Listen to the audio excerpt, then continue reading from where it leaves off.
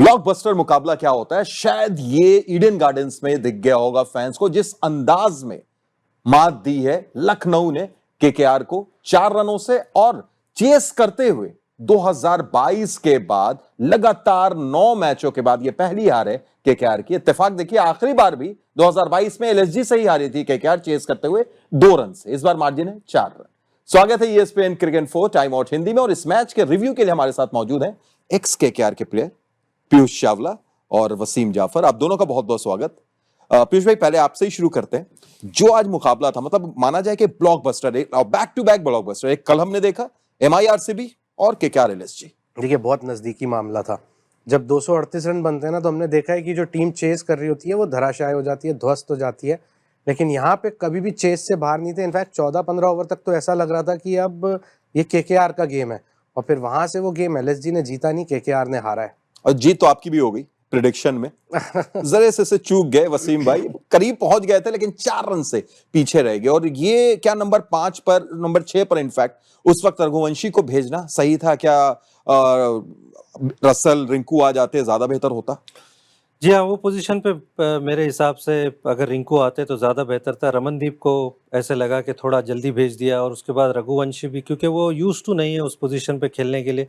रिंकू आते फिर रसल आते, तो शायद उनके पास वो एक्सपीरियंस है कि इस तरह के मैच क्लोज करने का। वहाँ थोड़ी सी गलती कर गए हो।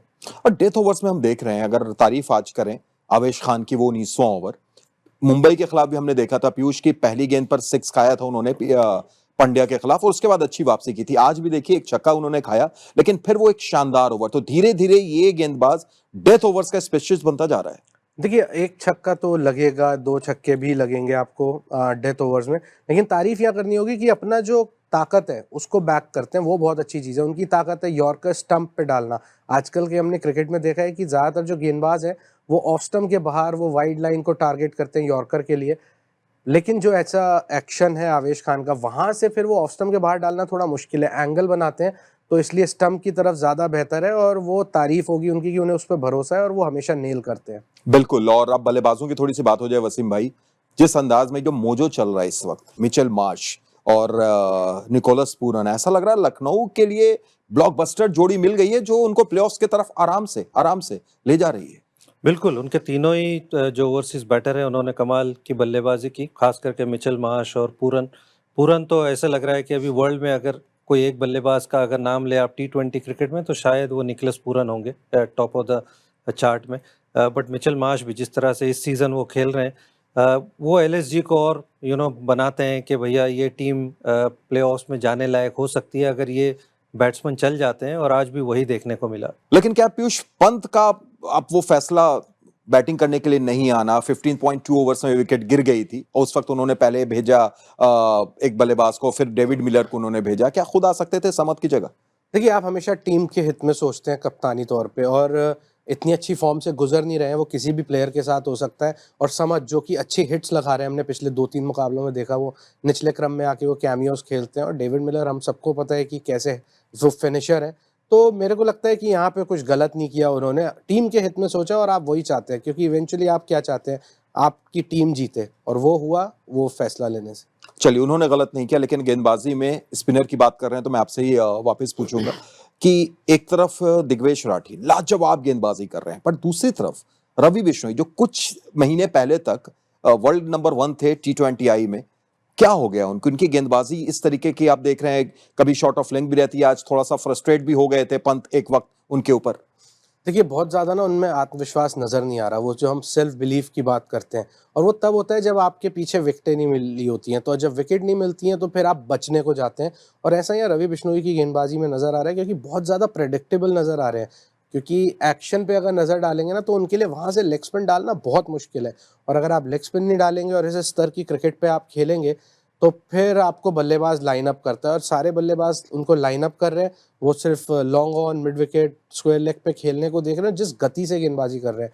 अगर आप प्रेडिक्टेबल भी हो रहे हैं तो कम से कम आप अपने पेस में वेरी कर सकते हैं, पर वो बहुत तेज़ गेंदबाजी कर रहे हैं। तो उस गेंदबाजी, इतनी तेज़ गेंदबाजी में जो मार्जिन ऑफ एरर है वो बहुत हल्का रह जाता है। बिल्कुल। और दूसरी तरफ दिग्वेश राठी जो जिस हिसाब से गेंदबाजी कर रहे हैं, तो उनका एक स्टाइल आ गया है, हालांकि वो काफी महंगा पड़ रहा है उनको, लेकिन फिर भी काफी अच्छी गेंदबाजी चल रही है वहां पर। नहीं, बढ़िया गेंदबाजी कर रहे हैं और अब ऐसे लगता है वो बॉडी लैंग्वेज भी उनका ऐसा लग रहा है कि वो कॉन्फिडेंस नज़र आ रहा है। तीसरा चौथा मैच खेल रहे हैं, शुरू में ऐसे लग रहा था कि थोड़े से नर्वस हैं, वो होता है क्योंकि आप पहली बार आईपीएल खेल रहे हो, इससे पहले सिर्फ आपने लोकल लीग्स खेली होती है, बट जैसे जैसे खेल रहे हैं उनका कॉन्फिडेंस नज़र आ रहा है और इतने बड़े गेम में जहाँ पे 238 रन बने हैं और ऑलमोस्ट चेज हो गए थे, वहाँ इतनी अच्छी गेंदबाजी करना काबिल तारीफ। वसीम भाई, आखिर में चलते चलते अगर अजिंक्य रहाणे की बात करें और जिस अंदाज में उन्होंने खेला, एक मोमेंटम सेट कर दिया था बहुत तगड़े अंदाज में, कैसा लग रहा है इस उम्र में कप्तानी कर रहे हैं, इस तरीके की क्रिकेट खेल रहे हैं, जवाब दे रहे हैं सबको? बिल्कुल तारीफ करनी होगी उनकी क्योंकि यहाँ ही नहीं खेल रहे बल्कि डोमेस्टिक क्रिकेट में भी खेल के रन बना रहे हैं।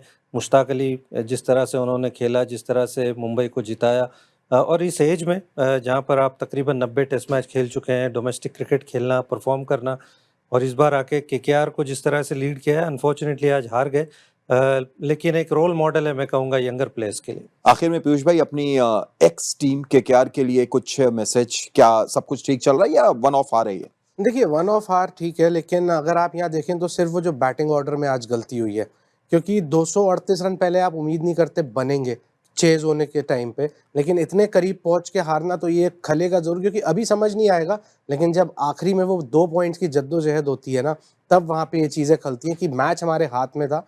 ऐसा होगा कि मैच कई बार आपके हाथ में नहीं होगा, आप वहाँ से जीतोगे भी, लेकिन जब मैच हाथ में होता है और आप यहाँ से हारते हो, तो फिर वो एक बार पीछे मुड़ के देखेंगे तो वो 6 से 8 बॉल जहाँ वो रमनदीप और रघुवंशी आए थे, वो खलेगी जरूर। बिल्कुल, बहुत बहुत शुक्रिया पीयूष भाई, शुक्रिया वसीम भाई आपका भी। और फैंस अगर पीछे मुड़कर देखेंगे तो ये जरूर कहेंगे कि भाई मैच है तो ऐसा, जो आखिरी लम्हे तक पता ना चले इधर जा रहा है या उधर जा रहा है, लेकिन आप इधर ही रहिए क्योंकि छोटे से ब्रेक के बाद फिर हम सीएसके और पंजाब के रिव्यू लेकर आपके साथ होंगे हाजिर।